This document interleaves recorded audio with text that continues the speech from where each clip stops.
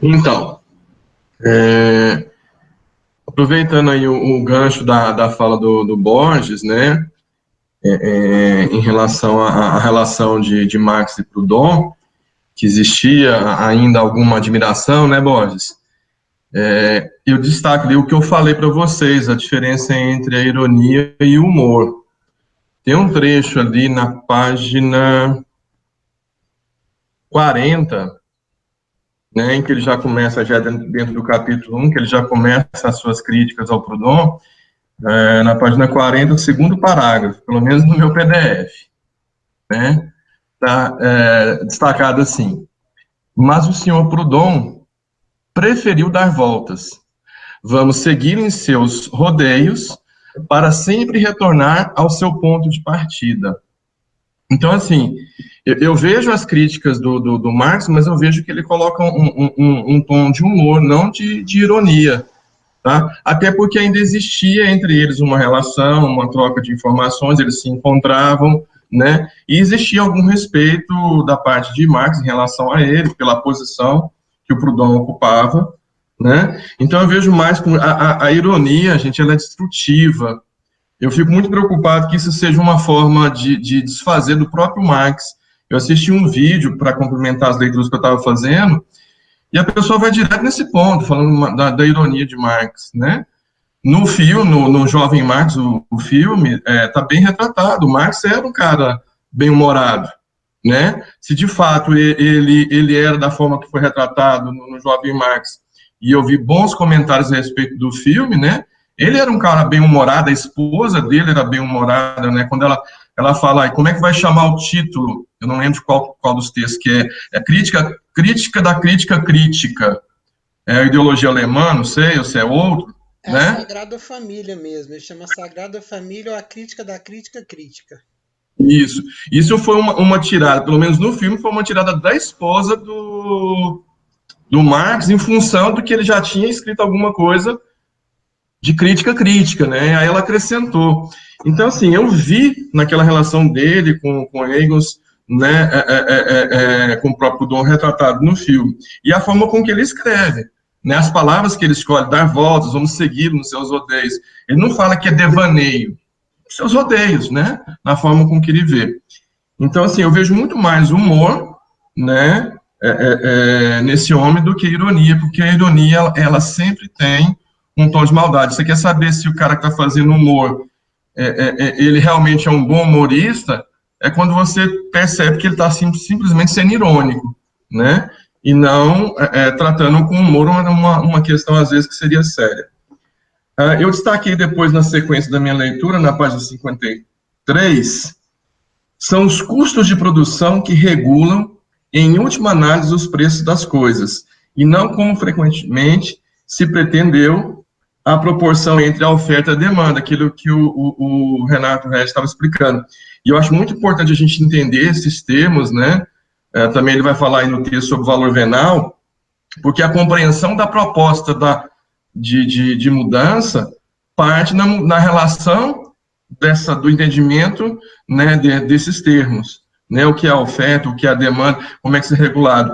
A hora que você estava explicando, Regis, depois eu até dou uma parte para você, aqui no livro A Miséria da Filosofia que está essa explicação que você deu, ou você já buscou coisas posteriores de Marx para poder explicar, né, essa questão de valor de uso, valor de troca? E parece que lá no Capital está bem mais claro o que é isso, né, o que é valor de troca, o que é valor de uso. O Marx dá exemplos, inclusive, de blusa, e ele vai fazer uma série de questões lá no Capital, né? Fica claro a oposição, né, desse que vocês já comentaram, do valor de utilidade e valor de troca. Isso é fundamental para a gente compreender como se dá as relações sociais. Porque o que determina as relações sociais entre os homens são as suas trocas, né? E como eles atribuem valor a isso. E quando o capital ele toma para si, né, os meios de produção, a propriedade privada, ele passa a regular todo o sistema, igual o Renato falou. Aí ele passa a determinar o valor de uso, o valor de troca, começa a determinar as necessidades, o que a gente precisa ou não, né? apesar que nessa época ele não discute exatamente isso. E complementando na página 54, em que ele vai ele elogiar o Ricardo, né? A teoria dos valores de Ricardo é a interpretação científica da vida econômica atual. A teoria dos valores do seu Proudhon é a interpretação utópica da teoria de Ricardo. Então, ele faz uma inversão, é o que eu tinha entendido e falado anteriormente. Ele joga para a nossa subjetividade, ele joga para o nosso pensamento, para o nosso imaginário, resolver essas questões, né? Põe de forma utópica. E não põe no ponto que é realmente real, que é a relação econômica, que é o domínio dos meios de produção, né, que é o domínio da propriedade privada. E aí fica fácil entender, porque depois ele chega na conclusão que realmente tem que acabar com essa relação econômica, principalmente sobre os meios de produção e sobre a propriedade privada, né? Então, era isso. E a partir daí, eu li mais à frente, mas eu não cheguei a fazer citações, né? E aí eu encerro a minha humilde participação aqui nesse momento, né? E retorno só para me despedir de vocês, que a cerveja já está gelada. Ih, tá gravando.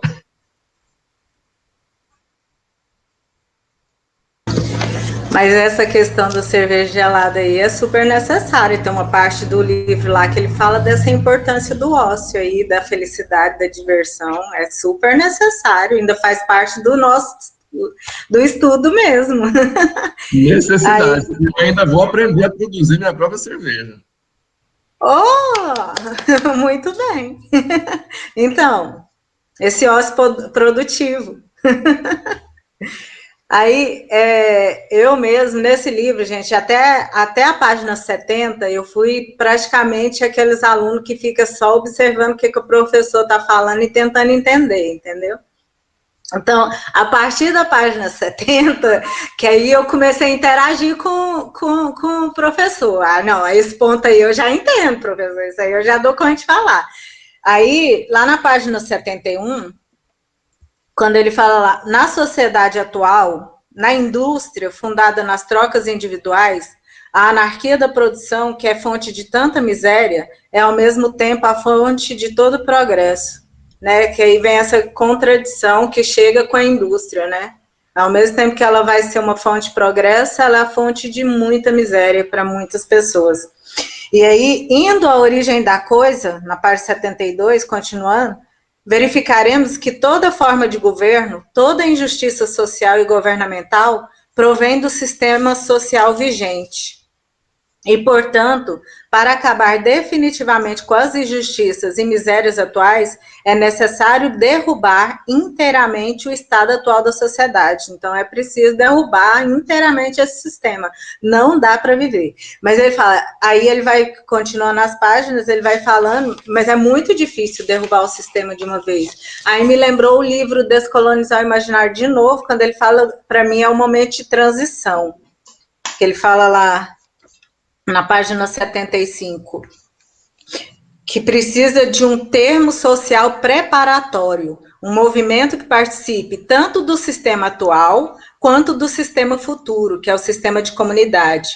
Uma espécie de estágio intermédio ao qual a sociedade possa chegar, com todos os seus excessos e loucuras, e do qual possa sair em seguida, cheia de qualidades e atributos, que são as condições vitais do sistema de comunidade.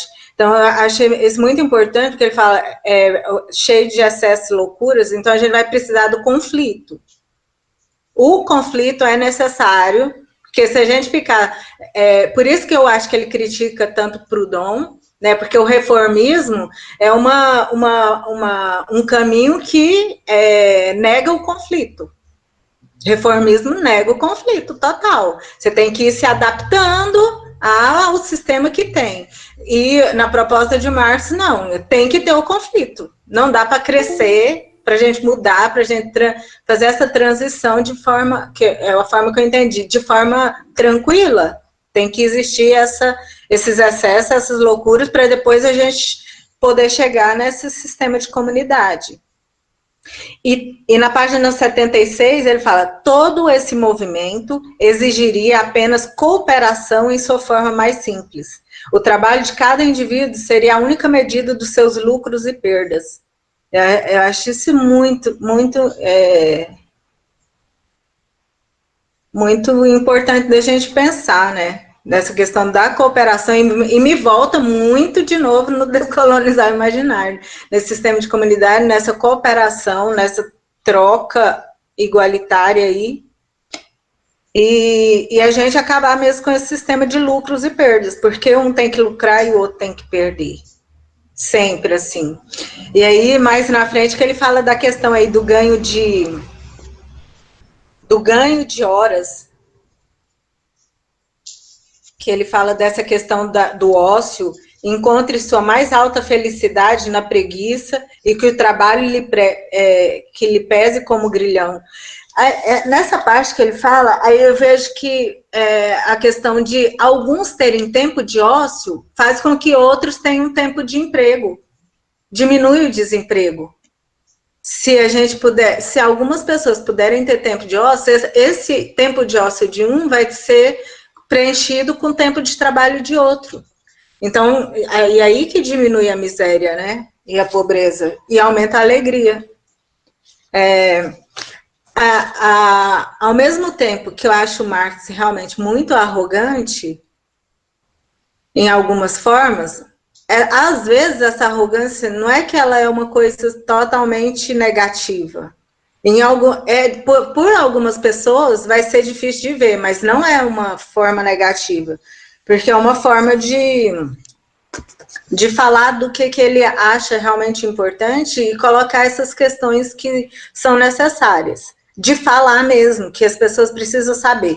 Mas aí a gente precisa também analisar Proudhon e Marx naquela época e hoje, na questão de que Proudhon é um camponês, é o pobre, é o autodidata, e o Marx é o burguês, que viveu sempre nas boas rodas.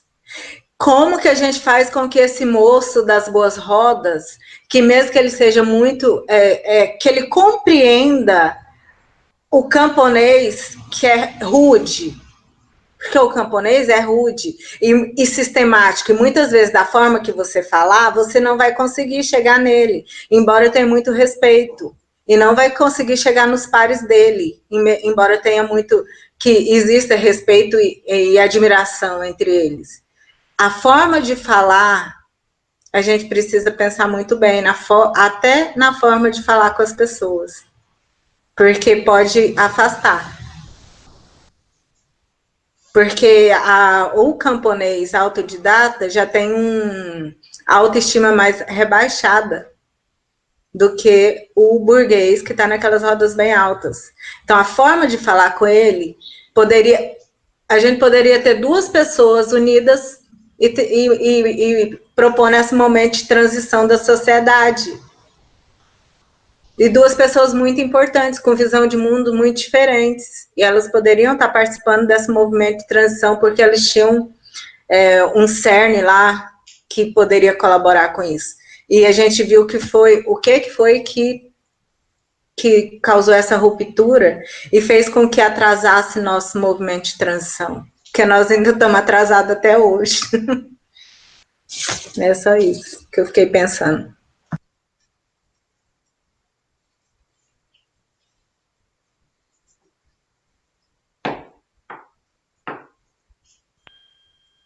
Agora sou eu.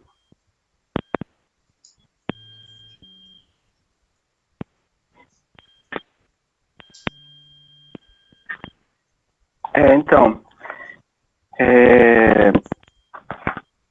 várias anotações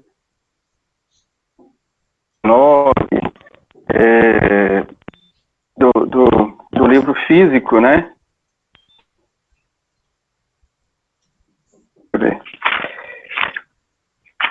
Então, valor de troca ou o preço do produto oferecido. Então, a gente tem um sinônimo, eu vejo aqui um sinônimo, né, de valor de troca, que é o preço, né? Quando se fala valor de troca, nós estamos falando de preço do produto, tá? e aqui ele também ele diz, o valor de troca de um produto ou escassez, mas sempre em relação à demanda. Aí já é uma crítica dele tanto ao Proudhon quanto aos clássicos, né? Porque é assim que está sendo colocado, né? Que a lei da oferta e da procura, né? Que é o eixo central da economia clássica burguesa, e é assim que eles explicam, os liberais explicam para nós. Não, a questão é a lei da oferta e da procura, né? Se tem muita procura, o preço é mais alto, se tem muita oferta. Aí quando a gente vai lá no Fromm, por exemplo, né? A gente já vê ele, e o próprio Bauman, principalmente, também, que a gente já viu, né? Nos esclarecendo que, na verdade, hoje nós estamos obrigados a comprar, obrigados praticamente, né, a comprar coisas que estão prontas, porque a indústria já produziu e precisa vender. Né? Então, hoje, na verdade, sim, apesar de existir muita oferta, o preço do produto não cai, né? Porque a indústria é tão grande, tão poderosa, e isso já na época de Marx, já estava assim, eu já estava percebendo isso, e a crítica que ele faz tanto ao Ricardo quanto ao Proudhon é que eles não perceberam isso. Aí ele fala, o Proudhon não percebeu por ingenuidade ou por desconhecimento mesmo, e o Ricardo por cinismo, né? Porque ele era burguês, apesar da base científica que ele tinha para fazer isso, para fazer aquelas análises, né? Então, a grande indústria produz em larga escala e ela precisa vender. Então, é por isso que ela cria, né, necessidades artificiais entre nós, para que nós queiramos comprar tanta coisa, trocar de celular, aí no caso trocar de blusa, né? As mulheres não tem que trocar de blusa aí, uma blusa que poderia durar anos, aí ela tem que trocar quase toda semana. Então, mais uma vez, é a questão do valor de uso e valor de troca. Qual que é o erro, né, ali do Proudhon? O erro do Proudhon é fazer uma análise, fazer uma proposta para uma sociedade pré-industrial, ou assim, uma proposta assim, para uma sociedade antes da grande indústria. Então, Marx vai dizer, olha, tudo isso aí funcionaria muito, né, numa sociedade onde a grande indústria não se colocou ainda, né, mas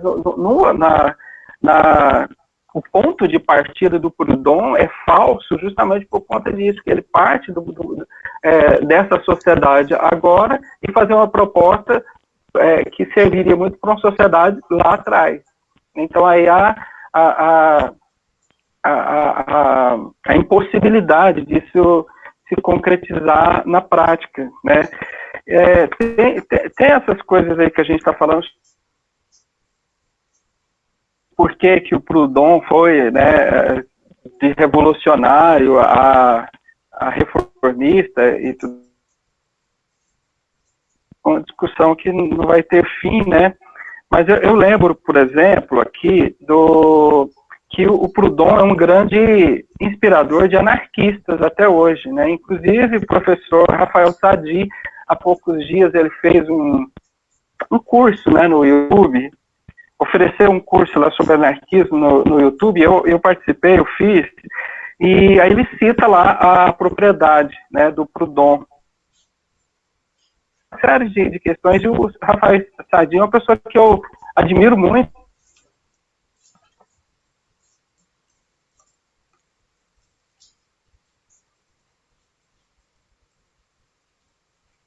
Tem um trabalho dele lá junto aos catadores em Goiânia, e aí ele faz uma análise até interessante, faz até uma conta matemática mesmo, assim, para embasar a proposta dele, mas aí eu acho que ele cai nesse mesmo engano que o Proudhon colocou lá, né, de fazer uma proposta, de pensar numa proposta, numa sociedade, numa mudança, numa sociedade, deixando de lado as interações que nós estamos sujeitos hoje pela grande indústria, pelo grande capital, né? Então, assim, se fosse numa sociedade, talvez, que não tivesse baseada, né, no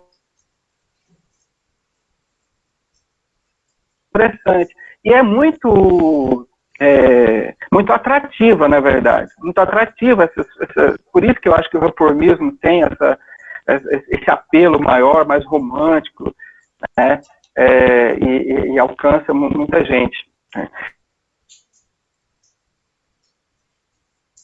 Ali a questão do valor constituído, valor sintético, eu coloquei aqui várias citações, mas eu vou deixar para a última rodada. Lá em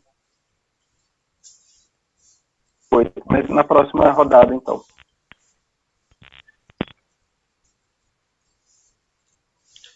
Bem, aí pegando nessa questão do valor sintético, o Daniel falou, que eu acho que é a pedra angular dessa questão. O Proudhon ele propõe, igual o Daniel fala, uma sociedade de troca de produtores individuais, mutualismo. Só que a grande questão, concordo com o Daniel, é que a sociedade já avançou para um outro patamar.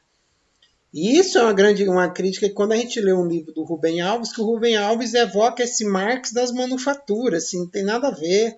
A teoria marxista, ela avança no sentido da automatização da produção mesmo, e que a gente coloca as máquinas para trabalhar e fica o máximo do dia possível no ócio. Não é trocas individuais, até porque critica o Proudhon. Proudhon já coloca as pessoas ali trocando seus produtos individuais como caído do céu, como se essas pessoas não tivessem sob a pressão, igual o Maurício já falou também, das condições sociais de produção, né? E aí que ele vai falar, não, mas vamos trocar igual, mas qual que é o fundamento desse trabalho?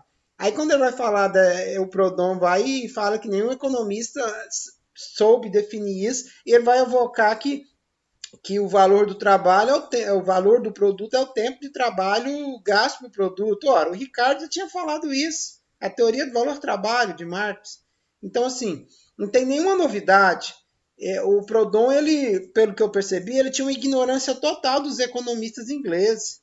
E naquele período, você ignorar os economistas ingleses e escrever sobre economia é muito complexo, porque eram os melhores economistas, assim, tinha até os franceses do final do 18 início do 19, o Proudhon ignorava.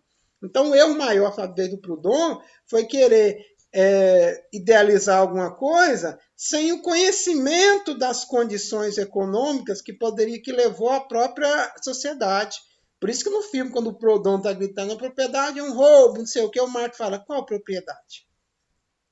Quero que você me explique a origem da propriedade. Aí o Proudhon fala, vamos equiparar os trabalhos. Ora, eu estava falando para Eliani, por exemplo, é hora de trabalho, tá? 4 horas de trabalho de um pedreiro não vale vale muito mais que 4 horas de trabalho do servente, né? E eu não vou nem comparar agora funções diferentes, eu vou colocar um médico. O médico que fica 2 horas atendendo, sei lá, 8 pacientes, esse trabalho dele de 2 horas atendendo 8 pacientes vai valer muito menos do que uma cirurgia que ele vai fazer no prazo de 2 horas. Por quê? Porque o trabalho é mais complexo. Da mesma forma, se um de nós aqui der uma aula merda de 1 hora e um outro aqui produzir uma aula fantástica de 1 hora, a tendência é que essa aula vale um pouco mais, embora sejamos todos professores e todos estejamos dando aula. Então, quando o Proudhon faz isso, como diz o Marx, ele passa uma plana, faz uma planificação do trabalho para querer justificar esse sistema dele de trocar o trabalho. O Marx fala, ora, todos os socialistas ingleses, Proudhon, já propuseram isso não é novidade nenhuma, não. Ainda dá um aviso para ele no rodapé, o Marx dá um aviso para ele que essas comunidades de troca, tudo, igual o Robert Owen fez, foram fadadas ao fracasso, faliram. Aí o Engels ironiza, fala, parece que o Proudhon não ouviu o aviso de Marx, ele tentou abrir um branco de troca lá na França e além de quebrar, ainda levou um processo de bônus. Então, quer dizer, tudo aquilo que Proudhon está propondo, os economistas ingleses e até alguns franceses já tinham proposto, não tem novidade. E o Proudhon coloca como sendo a grande novidade, a grande chave. Aí o Proudhon depois vai falar do trabalho. O Marx fala, mas o que é o trabalho? Aí o Marx vai em Ricardo. quando fala que o Ricardo é cínico, mas não tem problema ele ser cínico. O problema não está no cinismo das palavras, sim no cinismo das coisas, é o que o Marx fala, né? Quando o Proudhon fala que o valor do salário é o valor necessário para a reprodução da mão de obra, simples assim. Então, quanto mais barata a mão de obra cai, né, a força de produção, que é a subsistência do trabalhador, mais o valor do salário vai cair.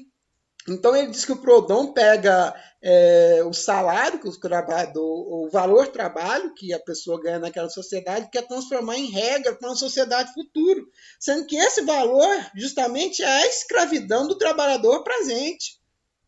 Como é que eu quero usar uma lei da produção presente para vislumbrar uma sociedade futura? Aí sim ele fala, ou a gente vai ter um reformismo utópico, igual o Daniel falou, porque ele quer aplicar uma forma de organização da sociedade lá de trás, numa sociedade agora cujas forças produtivas são outras, ou senão a gente vai ter que acabar com a anarquia das trocas individuais. Nesse sentido, acabar com a anarquia das trocas individuais significa o quê? Submeter a produção ao interesse social. Então, acabou os especuladores, acabou a propriedade privada, acaba tudo isso. Então, é nesse sentido que Marx aponta. O Proudhon quer voltar lá para trás. E não percebe que a sociedade já eliminou todas as estruturas que o Proudhon quer recriar. Então, essa questão é muito importante, na minha visão, essa confusão que o Proudhon faz, querendo igualar horas de trabalho, como se essas horas de trabalho fossem todas iguais, tirando a qualidade do trabalho. E aí eu cito aqui, fechando minha fala, uma parte quando Marx fala, ora, considerar unicamente a quantidade do trabalho como medida do valor independente da qualidade pressupõe, aí eu pus letra A, os trabalhos se equiparam pela subordinação do homem à máquina. B, redução das jornadas de trabalho complexas a jornadas de trabalho simples, ou seja, né, que a gente vê nos trabalhos do professor, ou seja, desqualificar o nosso trabalho. O trabalho seja simples, qualquer um faz, até uma máquina faz. C, que os homens se apagam diante do trabalho, porque o Proudhon só leva em consideração a quantidade do trabalho, não leva a qualidade, então todo o trabalho é igual, não tem a marca do ser humano no trabalho. Letra D, que o relógio se tornou a medida exata da atividade relativa de dois homens.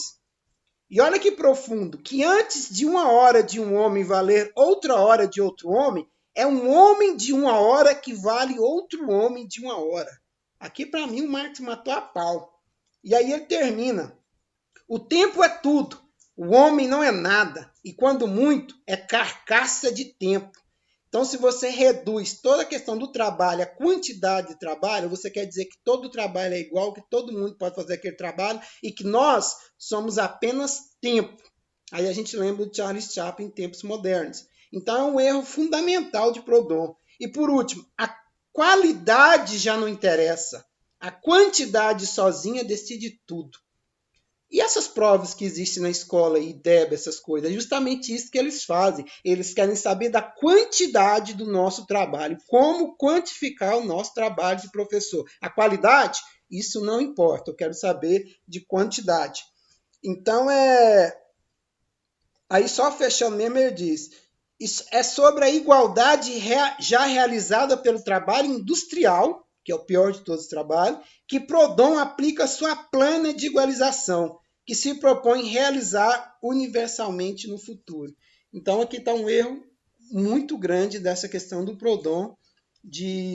Maurício, eu não vou dizer a página correta, porque o meu livro é daqueles livros antigos que você impressou e não voltou mais para você, entendeu? Não é esse livro novo, não.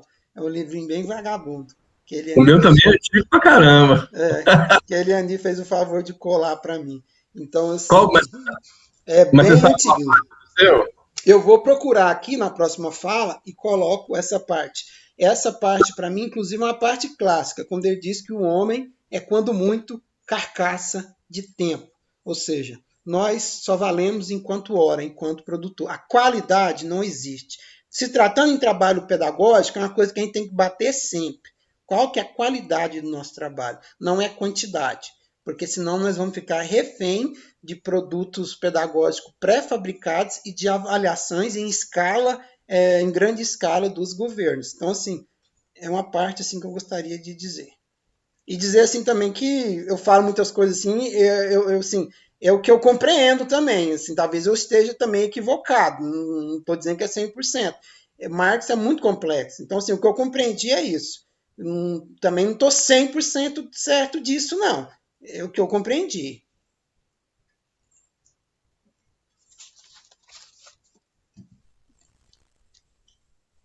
Beleza.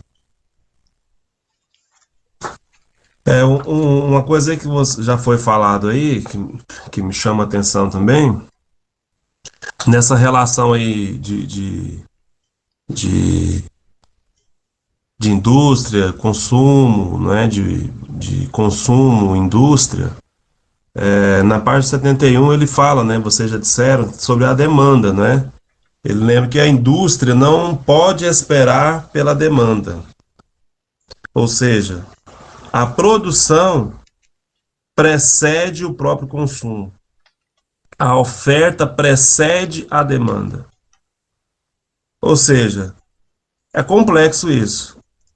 Porque o que se apresenta aqui é como se a classe burguesa ou a classe industrial ou aquele que está no poder ou aqueles que estão no poder, não é? Direcionasse, né? Tivesse o controle absoluto sobre tudo. É o olho que tudo vê, né? Quer dizer, nesse sentido, o que é que nós, pobres mortais, podemos fazer, né? Quando a gente pensa em produção cultural, em produção relacionada à música ou a outras atividades artísticas, qual que é o livre-arbítrio das pessoas, né? Qual que é o poder de escolha das pessoas, se tudo está posto? Ou seja, nós temos até possibilidade de escolha, mas a partir daquilo que é predeterminado. Eu tenho aqui 5 copos de cores diferentes e digo, olha, pode escolher o que você quiser. Mas essa escolha vai ocorrer apenas dentro dessas cores aqui.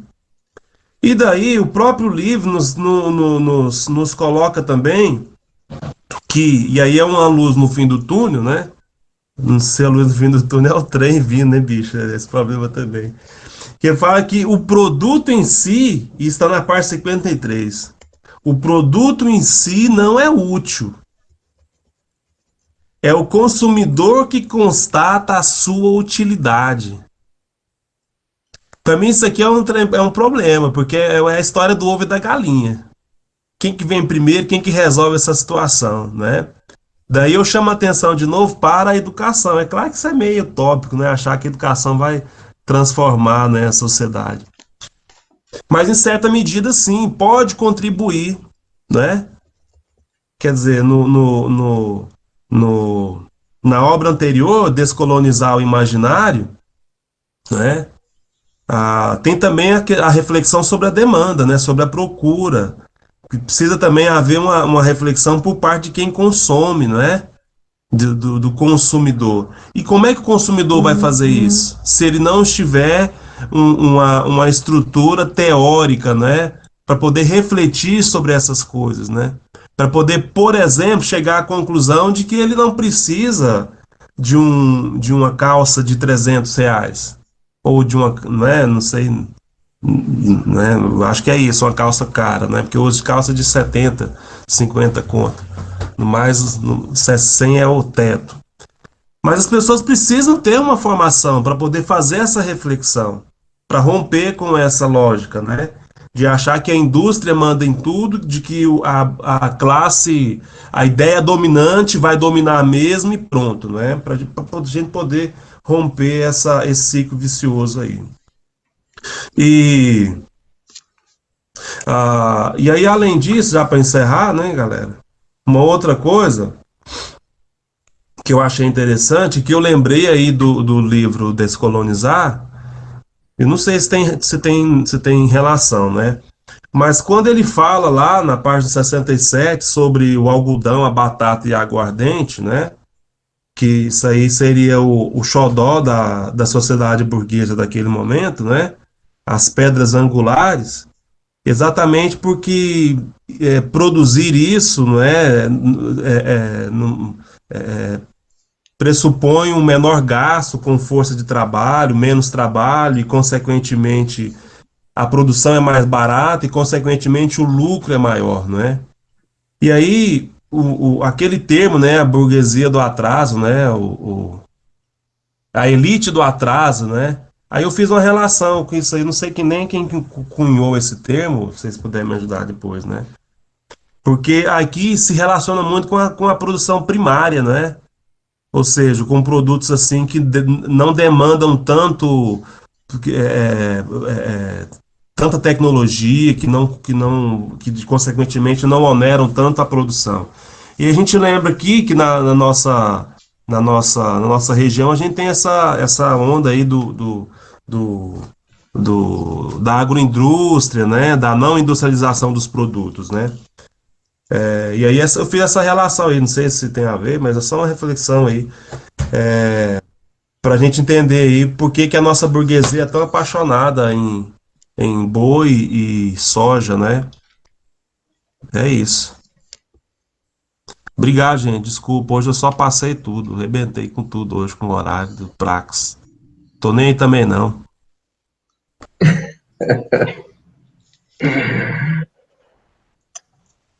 Renato. Então, eu já vou aproveitar aqui essa rodada aqui já para encerrar minha fala, que já é 10h53, né? A gente está aí aproximando do horário. Eu vou continuar essa leitura. Eu quero chegar na página 70, que a Eliane falou, né? Para mim ver essas questões. Mas, assim, é muito importante a gente entender essas coisas que o Marx está falando agora, porque a partir dessa análise, né, do livro do Proudhon, dessa crítica que ele está fazendo, que ele vai destrinchar a questão de troca, de valor, de mercadoria, e vai chegar no mais-valor, na mais-valia, né? Como nós já sabemos antecipadamente, né, que o problema do capitalismo está na propriedade privada e no domínio também dos meios de produção, e que o lucro ele vem essencialmente do trabalho, né? E a descoberta de Marx do mais-valor, eu acho que isso aqui já é uma... Eu não sei se lá para frente vai aparecer isso, né? Porque a gente não lê o livro todo, né? E se já vai aparecer outros apontamentos, mas já começa a mostrar nessa crítica toda por que Marx vai chegar no mais-valor, que realmente vai explicar como nós somos explorados, da onde vem o lucro, né? E por que tudo vira mercadoria, né? Então, realmente é um livro muito importante, né, para a compreensão da sociedade burguesa e para a compreensão de Marx. Então, acho que é uma leitura que a gente até precisaria de mais tempo. Vamos ver aqui que a gente consegue produzir. O próximo encontro está previsto para o mês de março, né, 20. Fala aí, Renato. 2 semanas, eu acho, né? 2 semanas Dia agora. 20 de março. Bacana. 20 de março. E é bem legal a gente compreender e fazer essa leitura, né, antes de entrar no Ricardo Antunes, né? Porque o Ricardo Antunes, ele vai trazer essas discussões, essas ideias que está tendo, para o contexto atual, né? Para o sistema de produção flexível que a gente está vivendo constantemente, né? Com perda de direitos, com mais exploração ainda, talvez, do que já era na época de Marx, né? A gente vai mudar de contexto, a gente vai sair do contexto aí dessas revoluções que vocês falaram, de 1840, 48, para a atualidade, né? A atualidade real. Vai ser bem legal a leitura desses 2 livros em sequência. Acho que nós, aí, intuitivamente, fizemos boas escolhas, né? Mais uma vez, agradecer a parceria de vocês e desejar para vocês um bom final de semana, né? E bora comemorar, né? Não é qualquer dia que a gente faz 51 anos e o Flamengo é 8 vezes campeão brasileiro. Então tem muito para comemorar. 8!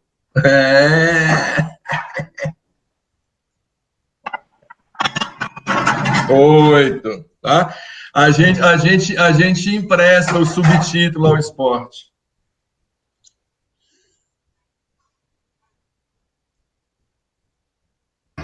Comemore muito mesmo, é verdade, tem muito que comemorar. Eu vou voltar ali na fala do Renato do Borges, que ele fala lá que a educação, que não sei como que você falou direito, mas que é uma utopia a gente pensar que a educação vai transformar a realidade. Eu acredito que só a educação vai transformar a realidade, mas não a educação no sentido que a gente coloca como instituição escola. Não é essa educação que a gente é responsável na escola, professor por tudo. Mas, para mim, só a educação pode transformar a realidade mesmo. E aí tem que ser educação. Aí tem que ser educação em todos os âmbitos, né? Porque tem que ser a família, na mídia e na escola. Todos esses elementos têm que colaborar com essa transformação. E aí o Maurício falou uma coisa que ele estava falando, e eu nem lembro a frase mais, mas aí que veio na minha cabeça. A linguagem. Isso também tem no livro Descolonizar não é Descolonizar, não. É o outro que eu já estou lendo, que é sobre a educação e nesse sentido do bem viver também. Eu esqueci o nome do livro, tá ali. Aí ele fala dessa importância da linguagem para a transformação. A linguagem é muito importante, porque a gente tem que ter a linguagem que vai chegar nas pessoas que realmente vão promover essa transformação. Porque quem é capaz de promover a transformação somos todos nós juntos, mas principalmente as pessoas que estão sendo privadas de tudo isso, até de conhecer, até de saber entender Marx. Porque é preciso entender todos esses conceitos que Marx está trazendo para a gente se fortalecer para mudar. Mas como que a gente vai entender? Se a gente está com dificuldade de entender, imagina as pessoas comuns, né? E aí tem um MC que chama Marx, mas é Marx com KS no final. E pode procurar aí. Ele leva Marx para a favela com a linguagem da quebrada, com a linguagem de favela, entendeu? Fala mano e tal, mas traduzindo Marx, isso é muito bom. E a gente pensar dessas várias linguagens que a gente precisa ter para traduzir as coisas que são importantes para as pessoas e como chegar nas pessoas com essa, mesmo tendo esse aprimoramento da linguagem, como chegar nas pessoas. Que é isso que é importante que a gente faça. Como chegar nos nossos alunos. Aí, quando o Renato Borges também estava falando dos adultos e das crianças, gente, eu tenho esperança nas crianças, eu não tenho esperança nos adultos. Eu não tenho esperança em nós, meu Deus. Tenho mais ou menos, não muito. Eu tenho esperança nas crianças. Eu acho que desde a educação infantil, aí no ensino fundamental, a gente precisa levar essas linguagens que traduzam essas coisas no jeito, entendeu? Porque, lógico, a gente não vai falar valor de troca, valor de uso para criança, mas elas precisam entender esses conceitos desde pequenininha, na prática do dia a dia, na experiência. Essa vivência, a gente precisa fazer essas vivências com elas. É super importante. A gente fazer essas vivências com essas crianças desde pequenininho, que elas já venham trazendo isso. E aí, como fazer essa transformação de família, e de mídia, e de escola, aí eu acho que tem que começar desde pequeno mesmo, e vai mudando devagarinho.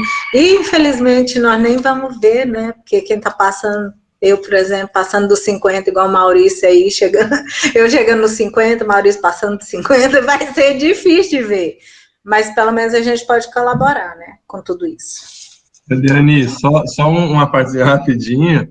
Esse negócio de as crianças de hoje são o futuro de amanhã, eu já fui essa criança. Você balela, você balela liberal. Eu tô cada dia mais pro lado do Rez, é derrubar tudo, é revolucionar. Porque, sinceramente, não vejo que essa escola atual pode transformar essas crianças, não. Então para de gravar aí. Para de gravar um pouquinho, porque tem aí o decreto do Bolsonaro, então tá bom, deixa ele liberar as armas.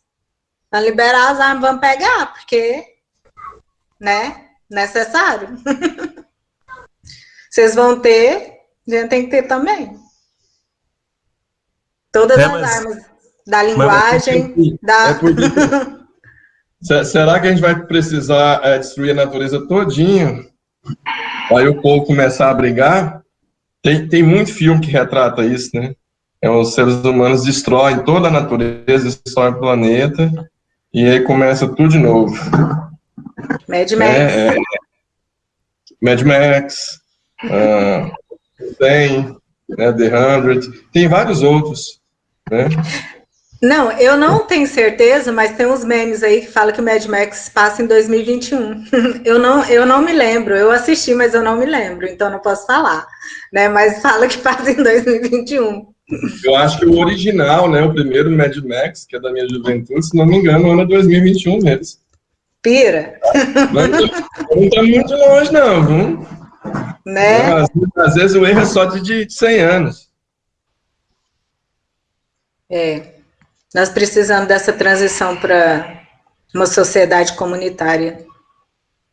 É extremamente necessária. Então, essa questão de cooperação, de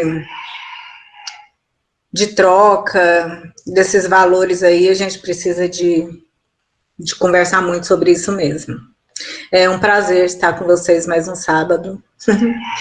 Maurício, feliz aniversário, divirta-se bastante aí. Pessoal, está sendo muito bom aprender com vocês. Vamos lá, vamos em frente.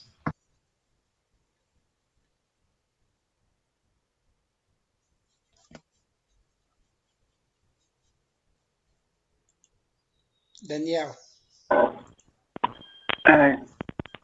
Regis, vai falar alguma coisa? Ah, tá. Não, então, acho que é a última, né?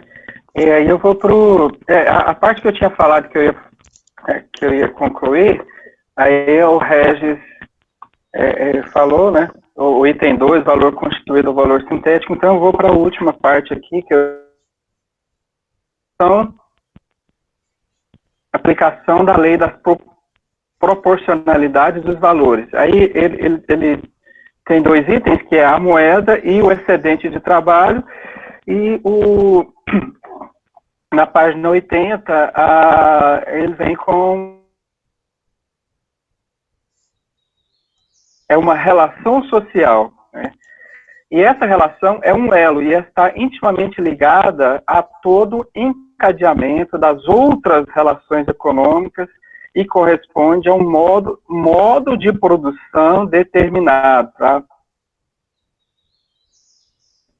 Porque o Proudhon, e assim como algumas pessoas, vê a moeda, né, o dinheiro, assim, como sendo uma coisa mágica, né?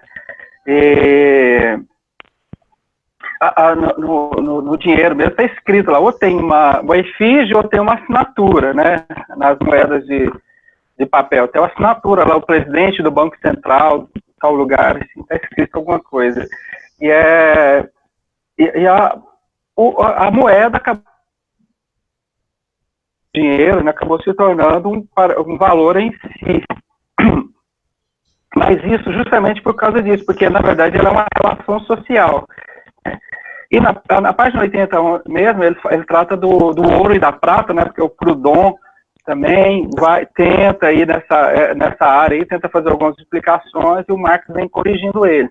O ouro e prata são agentes particulares de troca preferidos por causa das qualidades específicas, né? Não dá tempo que a gente fazer uma história aí do dinheiro e da moeda, aquela coisa toda de ter trocas e tudo mais. Por exemplo, coisa que eles não sabiam, mas hoje a gente sabe, por exemplo, só para citar um exemplo, é que entre os maias, por exemplo, que na América, sementes de cacau eram utilizadas como moeda, né? Então, tinha um valor, era um símbolo de uma troca, né, que era mais fácil. Bom, o tempo está urgindo, deixa eu passar para a página 82 aqui, onde ele fala que a legislação... Ixi, caiu o negócio aqui.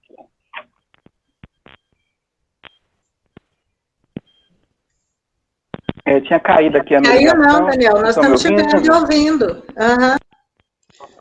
Tá meio picotado, talvez se você tirar essa imagem então tá bom. e deixar só o áudio... A legislação... Tá. Uhum. A legislação, tanto política quanto civil, apenas enuncia, verbaliza o poder das relações econômicas. Aí, mais uma vez, a relação econômica determinando as leis, a política, determinando, né, a relação, a política e a legislação, né? E aí, mais uma vez, a gente vai para aquela outra ilusão, que muita gente, a gente fala por aí, tinha que mudar as leis, nós precisávamos de leis mais rigorosas, né? E aí o pessoal ainda acreditando em chegar lá, ser vereador, ser deputado e tudo mais, para mudar as leis e tudo mais, sendo que são as relações econômicas que, no final das contas, vai determinar, né? E, na página 84, o direito não é mais do que o reconhecimento oficial do fato, né? Então, a primeira coisa acontece, depois se torna direito, né? Então, lutar por direitos é, antes de mais nada, lutar por fatos, né? Então, nós, enquanto classe trabalhadora, enquanto trabalhadores, temos que fazer alguma coisa acontecer para depois isso aí se tornar direito, né? E não o contrário. E por último, né,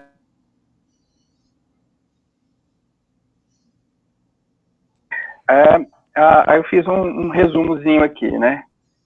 O antagonismo de classes, né, ou seja, a luta de classes, é a base para a acumulação privada de capitais, para a divisão moderna do trabalho, né, para a fábrica mecanizada, para essa concorrência anárquica e para esse...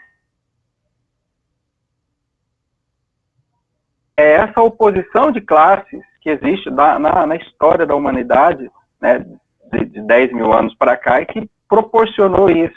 Então, só o fim mesmo das classes é que vai e proletariado, enquanto existir essa oposição, né, essas questões não vão ser...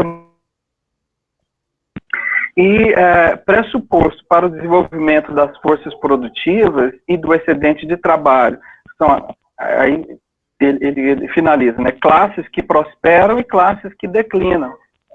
Então, para ter essas forças produtivas do jeito que está hoje aqui, no capitalismo, né, é preciso ter, então, que aquelas classes vão prosperar, esses bilionários, que ficaram mais bilionários ainda na pandemia, né, e os trabalhadores que perderam muito mais com a pandemia e vão perder ainda mais.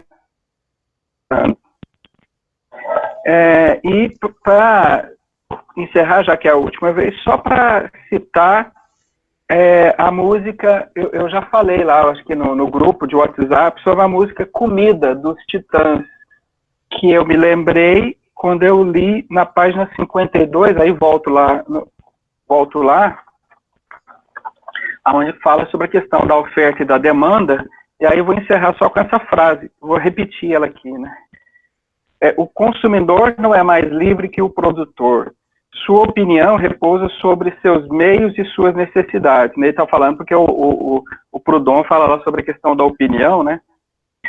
Ambos são determinados por sua situação social, que por sua vez depende de toda a organização social. E aí a frase que é, para mim, fantástica, né? Sim, o operário que compra batatas e a amante que compra rendas seguem cada um a sua opinião. E aí eu acho que ele fecha. Aí é o sarcasmo mesmo, o irônico e ácido dele, em última, no mais alto patamar, né? E é isso. A próximo encontro nosso com vocês. E tá muito bom esse encontro, tá muito bom esse livro e vamos continuar, vamos em frente. Alguém pode dar a despedida oficial aí? Que eu já fiz a abertura. O aniversariante. Eu estava esperando você falar, Regis. Então, vamos encerrar aqui o encontro de hoje, do Coletivo Praxis, em que a gente abordou a primeira parte do livro Amizade e Filosofia, de Marx, né? E só agradecer a todos pelo envolvimento, pela participação, e que a gente aí prossiga os nossos estudos, nos encontrando aqui 2 semanas, acho que é dia 10 de abril, né? Se eu não estou enganado. Dia 20 de março. 20 de março. Desculpa, Abril Antunes, 20 de março, correto. Né? E até lá. Até lá, pessoal. Até mais. Até mais. Até a próxima. Tchau. Tchau.